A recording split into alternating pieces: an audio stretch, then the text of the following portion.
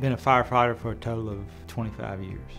At first it was brought to my attention through a friend of mine of becoming a firefighter, and I thought that sounded like the job for me with a lot of days off, but after getting on the fire department, going to classes, making calls, I realized I love the job. You get your turnout gear on and your BA on, you're breathing air, then for me I've always felt invincible, that you can go through anything, and so you just go in and do what you got to do.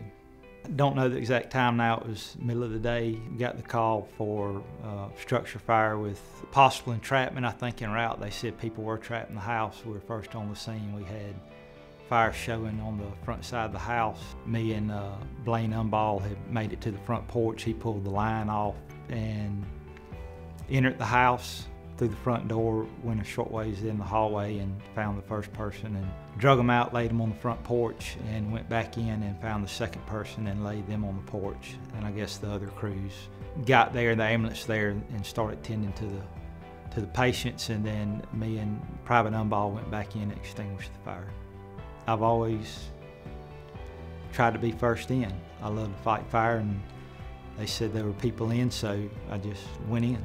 When the bell hits, it's never the same call. Every situation's so different. Every day is different. I appreciate what the Shield Club's doing.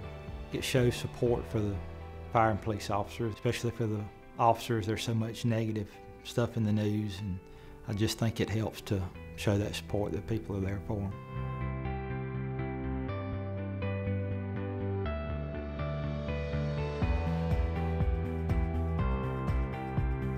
Growing up, I used to want to be a firefighter.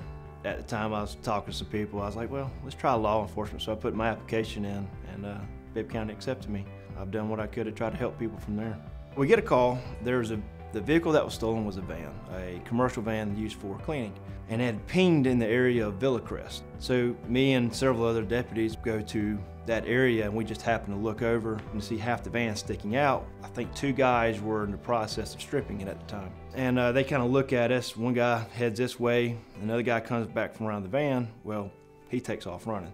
So that's when I gave pursuit. There was a dog in the yard, and when he made the first fence, I went to jump it too, and as I grabbed the fence, the dog bit me right here. So we run through another yard, jump another fence, and by this time I've already caught up to him. And when he jumped the second fence and I got over, he happened to start running and fall down, so we were able to detain him right there. We had another unit come by who put him in his car because we had at least one more guy on the run from us. One of the other deputies says, hey, I just spoke to somebody. They said they saw a guy over here in this area. Lo and behold, he was sitting in the bushes over here, so he takes off running. So having to jump a few more fences in between, and I deployed my taser, and it did hit him, and it gave me enough time to get over the fence and get on top of him and secure him. The stolen vehicle happened not too long ago. The car chase actually happened last year. I went into Dollar General on Hartley Bridge Road, and as I was pulling out, a Toyota Celica drove by with no taillights. So I knew I had to stop the vehicle because I didn't want to get involved in an accident and get somebody get hurt. So I attempted a traffic stop on it, which they didn't stop. So we get down to Hartley Bridge at School Road, they finally pull over, and as I start to get out of the car, they take off. So vehicle pursuit, went all the way down Hartley Bridge to the interstate, got on the interstate 75. We go down to the Mercer University exit, and they made a right. And then they took a right on Interstate Drive, which is the first road on the right. And they went all the way back down to Eisenhower Parkway. They went across the center median into the opposite lane. About to call the chase when they pulled left on the Romizer Drive, so I continued pursuit. We went down about half a mile where both the driver and the passenger bailed out. And as a male, he jumped the ditch. And when I jumped, I landed wrong and fractured my left ankle. And by this time, we had another deputy, Casey Grant. He was on scene. He was able to pursue the gentleman. They ended up getting him and detaining him. Come to find out, was wanted already for armed robbery. And he just robbed this victim, threw him in the back of the trunk. Investigations found out that they were planning on taking him to Atlanta that night and killing him. So knowing that just saved a life, I'd have gave both legs. I'd do it all over again. Well, it's good knowing that you have people that actually care about law enforcement because, you know, this day and age, it's kind of thrown up in the air. To have groups that look out for law enforcement, provide scholarships and stuff like that, it's good knowing that somebody else has got your back.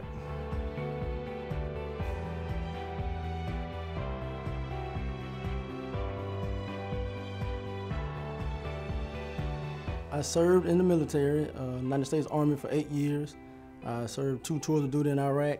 And so once I got out of the military, I wanted to do something that was along the same lines, being able to serve my community.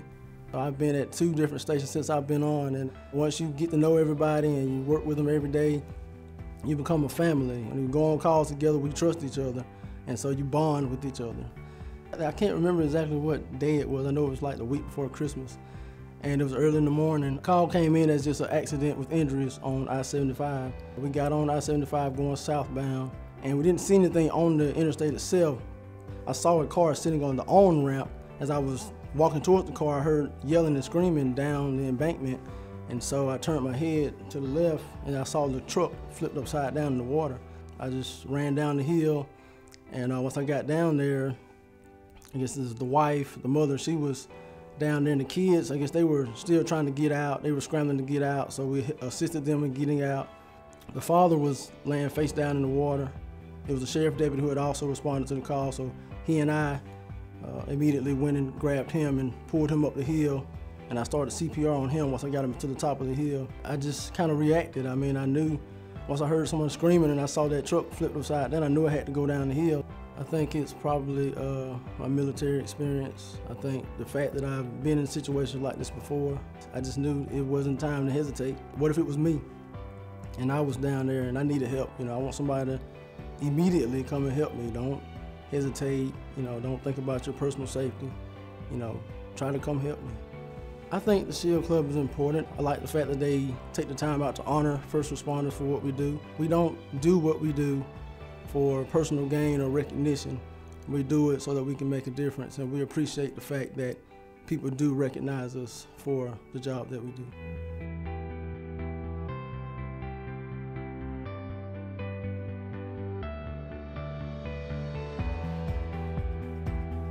Years ago, our neighbor's house burnt to the ground. My dad sat there and watched her house burn down and said, I ain't never gonna do that again. So my dad started volunteering out in Crawford County. I was 11, 12 years old, and I thought, hey, I wanna do what Dad's doing. And so I started riding with him to fire calls and stuff like that. And then Crawford County has what they call an Explorers program for underage kids that wanna be firefighters. So I started that when I was actually 15 years old. Once I turned 18, I already had a few certifications. And after I fought my first fire, I was hooked. It's like a drug, you know, you just get kind of sucked into it. We got dispatched for a pedestrian struck by a train, showed up on scene, found the train itself finally, you know, where it was actually located out on the track. Spoke with the conductor of the train, and he advised us that the individual was, you know, X amount of cars back from the locomotive. Me and one of the guys that was riding the back, we decided we were gonna walk down the tracks and try to find the patient. We walked about, I think it was like 3/4 of a mile, almost a mile, before we finally found the patient. And he had fallen down a 60-foot embankment once he got hit by the train. Because of the injuries that he sustained, he crawled into a culvert pipe under the railroad tracks. And I crawled into the pipe and made patient contact, brought the patient out of the pipe, and we packaged him on a backboard. The crew that I work with and the other truck that's stationed at our station, we all carried him out by hand that mile to the ambulance. We try to help everybody no matter the situation or how bad it is or how easy it is. We do our job to the fullest and do what we have to do to help them. SHIELD Club is important to first responders like myself, mainly because it's just nice to get community backing, just help from the community for the things we do and everything.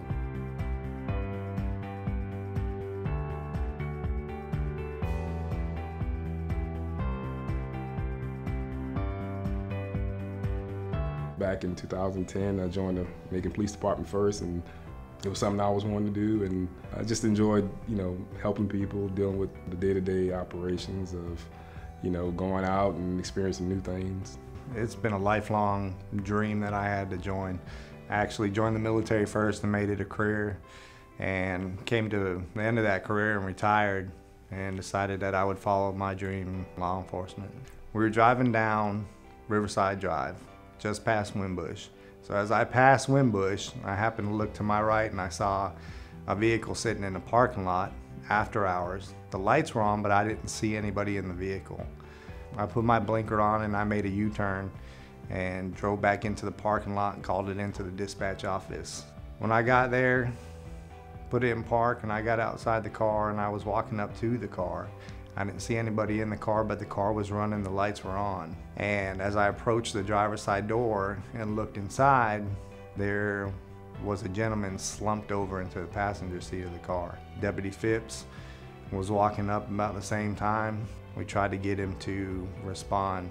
And then I noticed that his breathing was erratic. Deputy Phipps started looking in the passenger seat of the vehicle and came across some syringes and some baggies full of what we believe at the time was drugs.